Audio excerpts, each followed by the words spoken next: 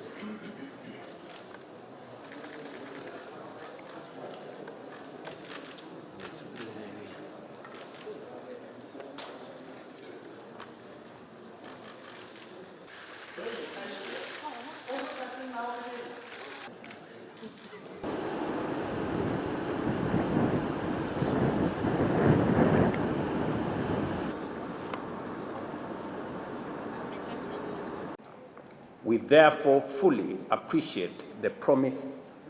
of the Belt and Road Initiative to transform Africa through road, rail, and air connectivity and other infrastructures, thereby unlocking the vast potential for intra-Africa trade from its present low level of 15% and to facilitate the actualization of the Africa Continental Free Trade Area. This will enable Africa to unleash its huge manufacturing potential by deploying our enormous renewable energy assets and significant mineral resources to power the continent's ambitious drive to sustainable growth and inclusive prosperity.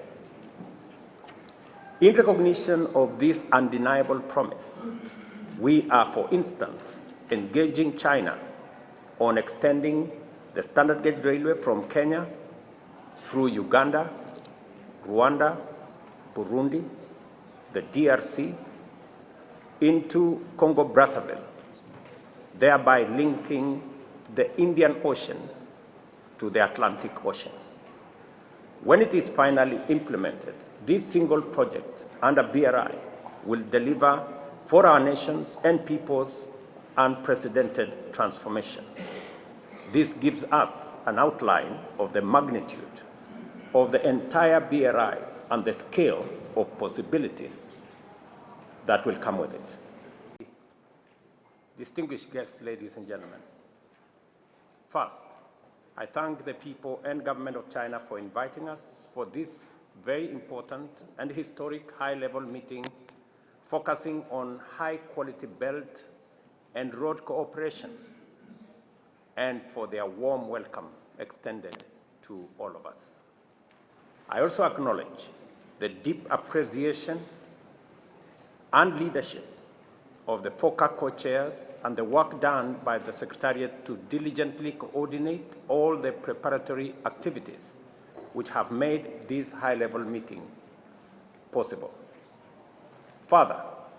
I take this opportunity to commend the strong vision and effective leadership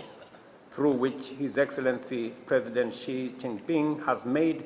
unique contributions to the strengthening of cooperation between Africa and China, particularly through the Belt and Road Initiative and the 4 global initiatives which encompass a broad range of transformative undertakings in development, security, and culture, and for the wide-ranging statement and the 10-point partnership action plan that encompasses China's support for Africa to access concessional resources and credit facilities, and for opening up China's market to those of us in the African continent. It is a measure of true friendship that our agricultural produce can access Chinese markets. Without a doubt, the impact of the programs and projects under BRI is demonstrable, significant, and positive across the African continent, from north to south and from east to west. In Kenya, for example, we have, with the support and funding of China under BRI, completed 600 kilometers of standard gauge railway. We have completed phase 1 of Lamu Port. We have also completed a modern oil terminal in the port city of Mombasa, the expressway, and we have also completed thousands of kilometers of road connecting rural to urban Kenya, farms to markets, and transporting raw materials to manufacturing industries. The relationship between China and Africa, and Kenya in specific, is so real that this year, early this year, when I went to one of our rural towns, and the citizens were asking me for an airstrip, when I asked them where they wanted to travel to if the airstrip is built, they said they wanted to travel to China. And when I later found out, it was because the road in their neighborhood had been built with Chinese support, with a Chinese contractor. That is the depth of the relationship between China and our continent. As I underscore the enormous potential of BRI and acknowledge that the cooperation between Africa and China under the FOCAC framework is doing the best it can and actually yielding results, it is critical to also appreciate that Belt and Road Initiative's full promise has been severely undermined by major threats, key among them being severe global pandemics, shocks and wars, and an unjust international financial system, and climate change, which have subjected our economies to considerable stress and caused many developing economies, especially the least developed countries, majority of which are in Africa, to struggle under massive debt. In turn, this undesirable state of affairs has had the negative effect of making African countries unable to fully tap into the vast array of opportunities presented by the Belt and Road Initiative. It is for this reason that, in keeping with the best spirit of South-South solidarity, I respectfully call on each one of you, Your Excellencies, to lend your full support to China and Africa to work closely together on the following 4 critical areas. First,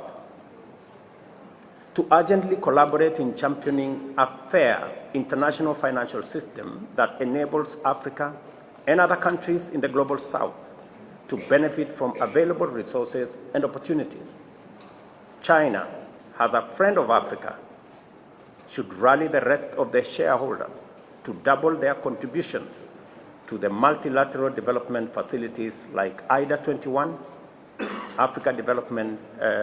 Bank's replenishment program, as well as IMF's special drawing rights, to enable more African countries access concessional funding to support economies that are heavily affected. We received the news this morning of President Xi's statement on their contribution in this respect with a lot of gratitude. The second critical area requiring China's close collaboration is to work with Africa on debt treatment generally, and in particular, reprofiling of debt to incorporate a longer grace period and longer tenure for both existing and future financial facilities to provide fiscal space for uptake of urgent development financing in social, in matters infrastructure, and other sectors critical for stabilizing Africa's economies. Closely related to this is the urgent need for collaboration in reforming